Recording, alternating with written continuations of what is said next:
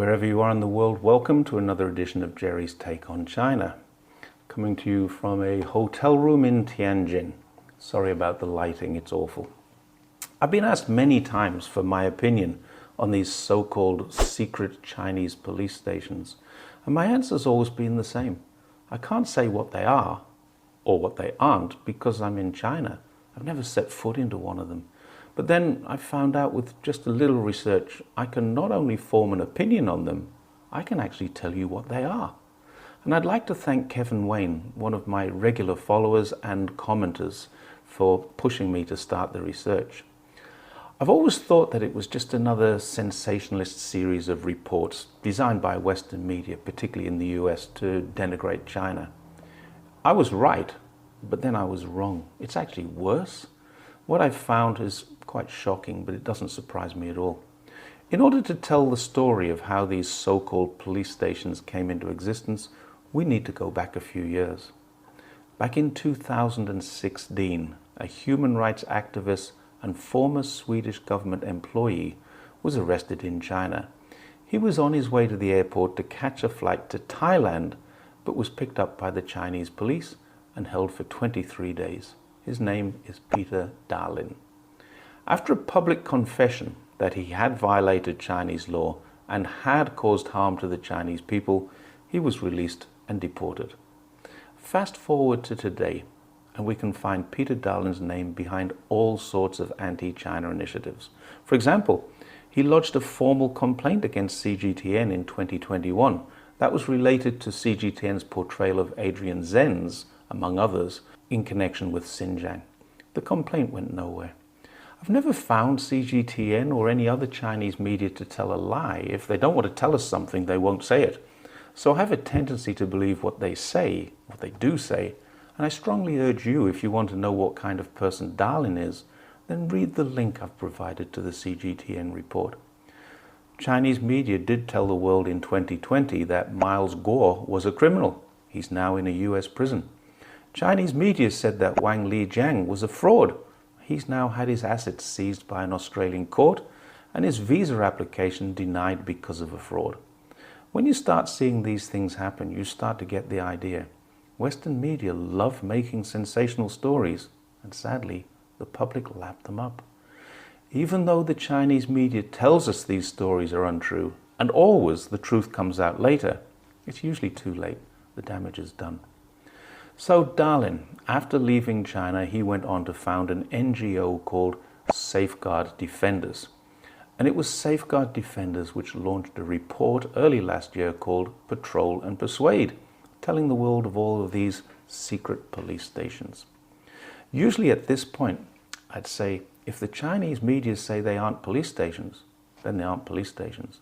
But this time, I'm not going to say that. What I am going to say is, British media says they aren't police stations, supported by US academia. The Guardian published a report that actually seems well balanced. And there is a department of Yale Law School, which the Guardian cites. This department, the Paul Tsai China Center of Yale, did an in-depth research into Safeguard Defenders' report. It is linked. Unfortunately, nowadays, most journalists don't do what Amy Hawkins of The Guardian did. They usually repeat, rehash, and amplify a story about China because it increases clicks and keeps the advertising rolling in. Amy Hawkins didn't do that. She cited Jeremy Dorm, a senior fellow of the Yale Law School, who dissected the Safeguard Defender report. So this time, it isn't Chinese media defending China, it's Yale University. Professor Dorm states that the sites do not operate on diplomatic premises, which means their staff, who would be insulated from local laws with diplomatic immunity, don't get that protection.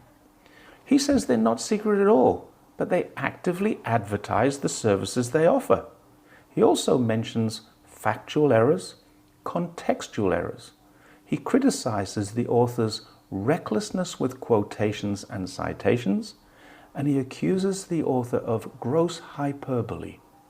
He states that these are not police stations. There are no police officers working in any of them, and any police activities emanating from them are carried out in China.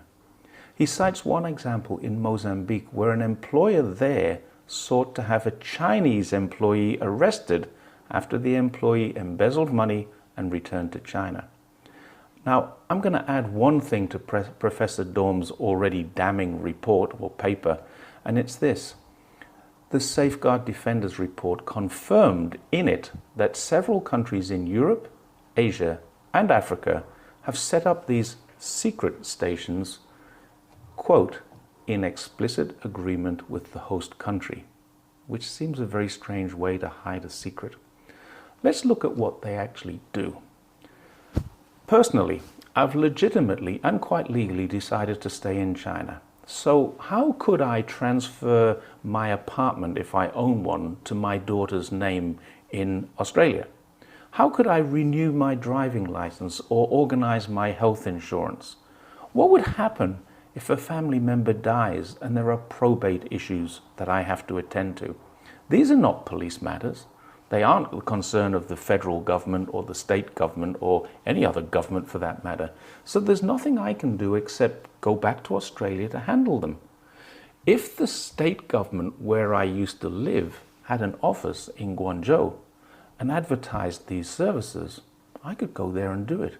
And that's exactly what these offices are doing, advertising the services they offer to help people with administrative affairs at home.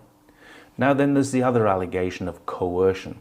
Let's for a moment imagine if I'd run away from Australia with millions of dollars of the government's money or my old company's money.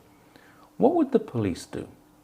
They'd go to my ex-wife and my adult daughter, who still live in Australia, and they'd make inquiries. And if my family say, well, we're not in touch with him anymore, but we are aware he's in China, what would the police say? They'd say, if he gets in touch with you, we'd want to know about it. But they could also have a court order to monitor my ex-wife's communications in case I do, or my daughter's communications. They'd also say to those people, if he does contact you, you should ask him to contact us so we can resolve this matter, and you should encourage him to come home and face the music. That's the coercion levels Australia would take. I very much doubt the Chinese police would do anything differently. I know for a fact the British police do, because I've been one and I've done it. The Defenders Safeguard reports suggests that these secret police stations are in 53 countries. And what I think we need to do now is to wait a while. Let's see how many convictions there are for breaking US law. Let's see how many other countries go to these sites and start arresting people.